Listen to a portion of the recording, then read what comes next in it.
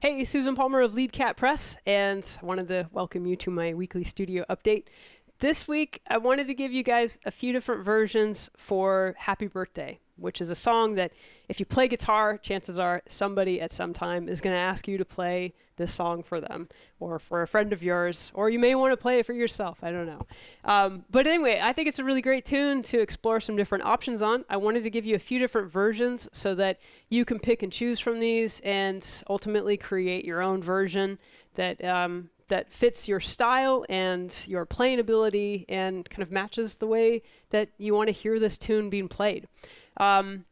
I have a PDF on my website that you can download, and I put the link below. So be sure to check that out. And you might want to get that right now so that you can kind of follow through with me as we walk through each one of these arrangements here. So I want to actually start on page 2 of the PDF. So I've got the PDF right here. You can see 2 pages. On the back side of the page, number 4, I've got just the basic melody and chords for Happy Birthday. And I just put that on there in case you wanted to do like a sing-along and you just wanted like, hey, what's the basics here? So number 4 on there just gives you the basics of Happy Birthday. If you know how to read standard music notation, all my students do, and you know some simple chords, which I hope you do, you should be fine with kind of just singing and playing that. I'm not going to sing it for you because I don't really sing tunes that aren't my own. They're not, I don't know. I just don't want to sing Happy Birthday for you. But I will play those melodies for you with chords, and that's what I want to teach you how to do as well, in case you're not a singer just like me. So let's scoot back to the first version. Number 1 is a simple chord melody on here. And I've got the chord diagrams on there as well as the melody charted out. When you see a chord, that's those gray symbols on top, then you're going to want to match that to the corresponding chord below. And pretty straightforward chords. Gotta get my volume up here. So a G chord, I'm calling it a G6 because I've got that high E string on there to get that melody. And then a D chord. And I let that D chord kind of ring out as I'm playing that next melody note there, those next melody notes there. And then the next one is D suspended. Again, I'm letting that chord ring out while I play those notes. I have to reach up to the 5th fret to grab that A, and then I'm just back to that regular old G chord there. So that's pretty easy so far.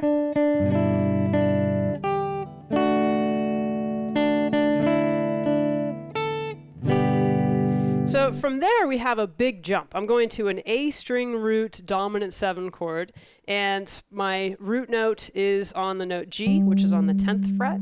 And so I've got this chord up here. So I'm going from this G chord to that G chord. So that'll take a little time to get used to. And so I've got that note D on top, which is my melody note. So I always want that high note to be the melody note in a chord. And so I've got that D, and then B, which is under my pinky, so I don't have to do anything fancy there. It's just right there. Now to get the note G, I'm just kind of laying my 3rd finger down to grab that note G. And then I have a fancy, this is a C major sharp 11 chord. So I've got that diagram on there for you. And then you just let go of your pinky to get that E. So we go from that F sharp to E. Then I play the single note C's up high. Then I've got a D string root G7 chord for that melody note on top. Here I'm playing the top 4 notes of an E string root dominant 7 chord. So here would be, this is the full version of that chord, which a lot of people know. This is kind of the jazz voicing or a more condensed voicing. And if we just play those top 4 strings, so my 1st finger is barred straight across, 2nd finger is on the note B on the G string, then we get that G7 there. And then I've got kind of a fancy version here of a D7 chord. So I want to throw in something kind of new for y'all. And so, if you know this D7 down here in open position, this is just an inversion of that. So what that means is that the notes in a D7 chord, we have D, F sharp, A, and C, and we want to kind of trace those up on each string. So the D string is open on that, so that means for the next voicing, I'm going to look at an F sharp. Then I've got an A, so that's going to go to a C. Excuse me. And so on and so forth for the rest of those chord voicings. Excuse my cough here. I'm very excited, and I've had a lot of coffee so far today. So we've got those D7s there. And then I finish off just with a regular old G chord. So that last part, let me do that again.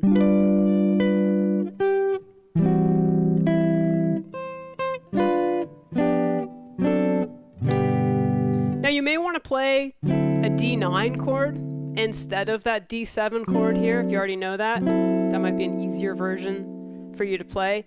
Mix and match, as long as the melody note is the highest note in the chord, you're really, and it follows what you're hearing okay, you're really fine to do just that. Number 2, another chord melody, starts off very similar, just with the single eighth note melody there. Then I've got a G6 chord, a little different voicing here, and obviously that's on the PDF there, so check that out. And then this is kind of a fun little bluesy thing that I've got. So I'm thinking of a D7 chord, and then I'm playing kind of a G triad right here, and then an A minor triad, or sorry, this one I'm playing a D7 triad. So I've got D7, and then G, and then back to a D7 right there. It's just kind of a neat swingy thing that you can do. And then I've got that D9 chord, one that I mentioned earlier, going to a D7 chord. And then I've got an F sharp diminished chord, which I think is just kind of fun. And then I do a similar thing to that D walk up. This time I'm starting on a G, so I do the G triad. Then I'm thinking of an A triad and then a B minor triad. Just kind of a fun thing I like to do. And then we hit the melody again. It's right there under my first finger. Then we've got the C13, kind of a jazzy sound. And then I wanted to get real funky here, so there's a G7 with a flat 5, a D flat in there.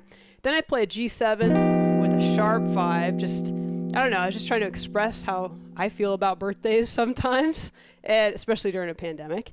And then an A minor 6. You might think of this as an F sharp minor 7 flat 5.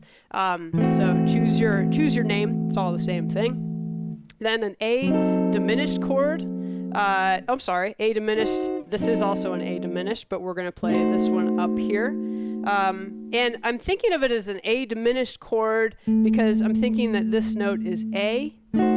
And I wanted you to be able to think of the lowest note in that chord as the name of that diminished chord. And so we've got the A diminished chord with that C up there that we need for the melody. Let's see. And then we're walking back. So the B minor, and then an A minor with that D, and then the G. So that gives that, I like that kind of feel there. Then I have an F sharp diminished chord. So I'm thinking of that F sharp being right there on the D string again. My melody note is A, so that locks me in that position. And then a G6-9. And on the video, this is a little bit different. I played just the mini version of that G6-9. That was just what I was hearing at the time, and I thought, well, I can get away with that, and I'll talk about that in the video. But you can play that full-on 6-9 chord there, which is very beautiful. But I wanted to play that smaller version in part because I was then going to part 3, which is on the back side of that page, and it's the melody with double stops. And with these are kind of fun because there's some different intervals in there. And this is kind of a side note, but I remember when I was a kid, I had this Mick Goodrick book. I think it was called The Advancing Guitarist. And one of the assignments in there was to write out all the intervals. There was just an example of, a bunch of different intervals. Looked kind of similar to what's on here. And I just remember going through that and labeling all my minor thirds and major thirds and perfect fourths and all that. And that just really helped prepare me for college music classes.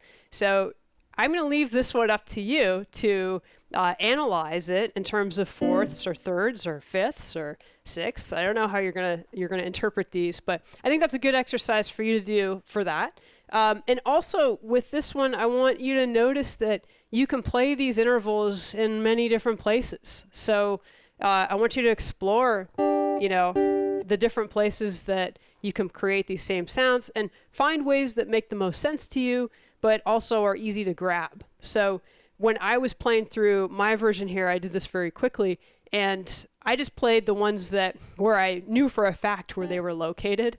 So I think I played this one when this one might have made more sense at times. It was just because I knew that was there, and that was, I just wanted to get through that part of the video so I could get on to this part. So that's the double stops there. A little different than the harmonized versions there, those chord melodies. But that version, I think, is really cool if you're playing with a band. And, following this lesson, I have like a 10-minute jam track for you to practice these voicings on, and, these arrangements with these voicings. And maybe you want to give the thirds and fourths double stops, and, you could do octaves. There's more you could do. But anyways, you want to give that a try with kind of a simulated band. So that's why I've got that jam track there at the end. So I hope you find this helpful. I really appreciate you checking it out.